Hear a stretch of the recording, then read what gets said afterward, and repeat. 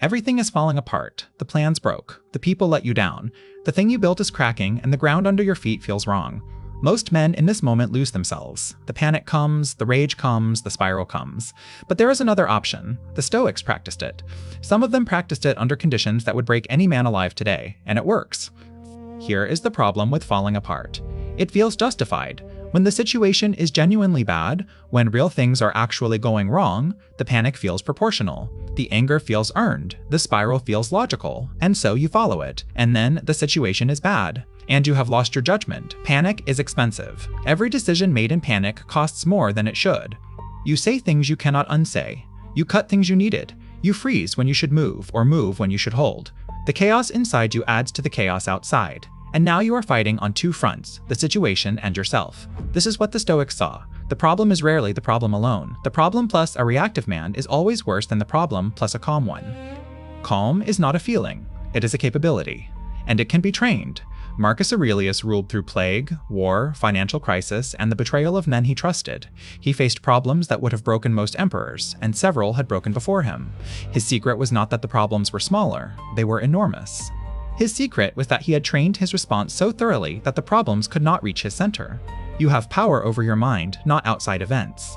He did not write this for a calm day, he wrote it in a war tent, for a man at war, surrounded by death, trying to hold civilization together. The point was never that the outside would stop being chaotic, it won't. The point is that your inner state does not have to follow the outer one. The Stoics called it the inner citadel.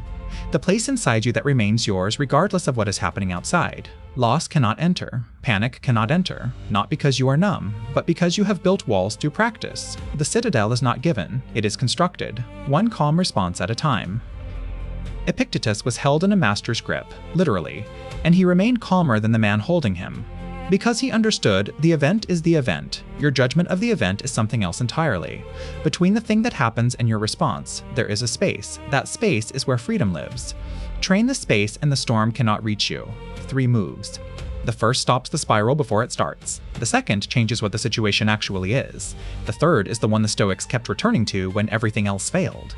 It is the deepest one, move 1. When it starts to fall apart, before anything else, breathe, not as a calming technique, as a tactical intervention. 1 slow breath in, 1 slow out. This is not mystical, it is mechanical.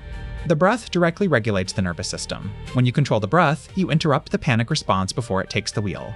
Marcus Aurelius wrote, "Confine yourself to the present, not the disaster as it might unfold, not the worst case, this moment, this breath, this decision.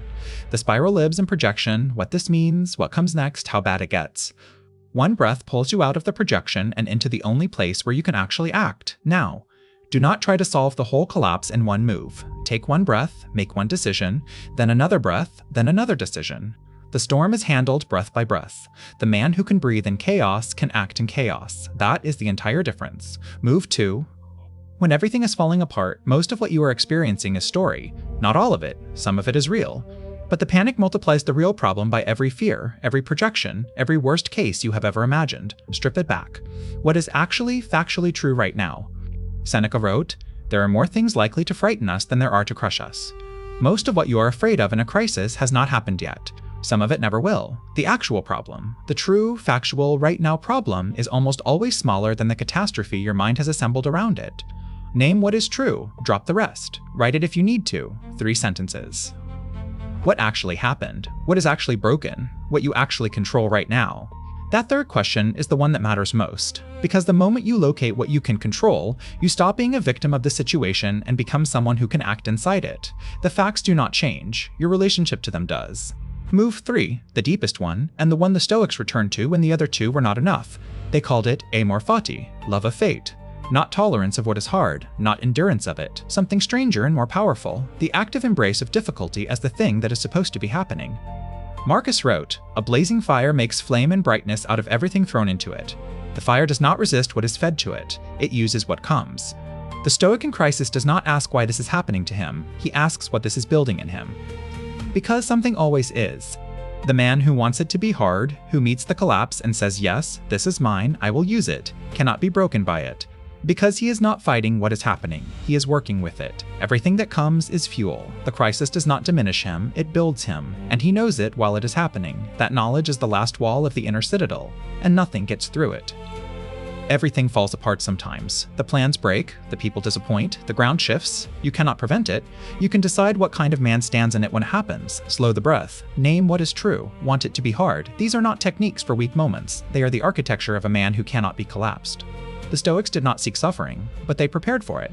And when it arrived, as it always does, they had already decided who they were going to be inside it. Decide now, before the next collapse arrives. Because the man who decides in calm will hold in chaos. The man who hasn't won't. Next time it starts to fall apart. Take one breath before you react. Just one. If this built something in you, subscribe and keep going. Because the calm man knows something else. That sometimes the most powerful move is to do nothing at all, to be still when everything screams act. The Stoics had a name for that kind of stillness. That is where we go next.